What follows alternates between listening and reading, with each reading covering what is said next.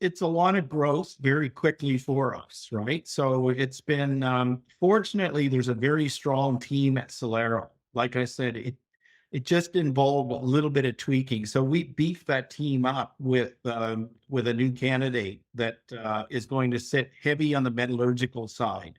Like I said, their mining side, their social side, everything is running really well. It's just the metallurgical side that we found that they had challenges with. So we beefed that up on that on their team. So from a growth from a growth potential, so we have to watch we don't overgrow too quickly as Mm, well. Like so we want to settle.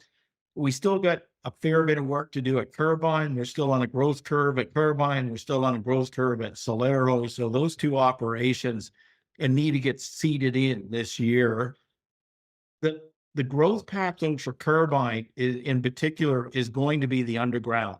Is We're only talking about 50 to 20% of the known resource is in the open pitable reserve. So what we're trying to do is look at that underground more.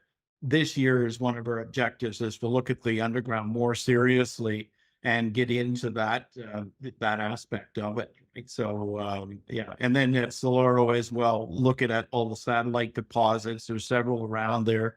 Putting our geologists to work up there and looking in and the learnings between the two deposits, they're very similar deposits, so they have some learnings. We had some learnings as well. yeah, and of course, I mean, Oaktree was a big involvement in getting this done, and you completed the $25 million placement to complete it. But I mean, getting them on and involved as well. I mean, what sort of credibility does that give to current shareholders and also, I guess, potential future shareholders that they're also quite involved in this? Yeah, I think they should take a lot of comfort. Oaktree, like when we looked at the transaction, Oaktree, the value that they assigned to it was 9 cents a share. We pushed to, we believe our value to give away that much equity. We felt their value wasn't far off that coming up. So that's where we agreed. And they saw this, they love tungsten. They see the future for tungsten. They see a big growth in tungsten, but they weren't getting the value from their mine. And that's where they Mm, saw putting the two assets together would have a great value, the two technical teams together, and to really build a force in the largest Western tungsten producer.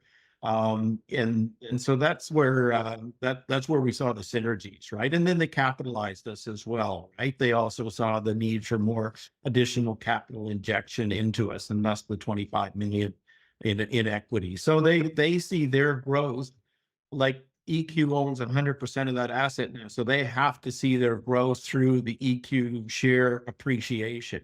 mm. So yeah, so we're looking forward to it. We're working with them very closely and how to achieve that.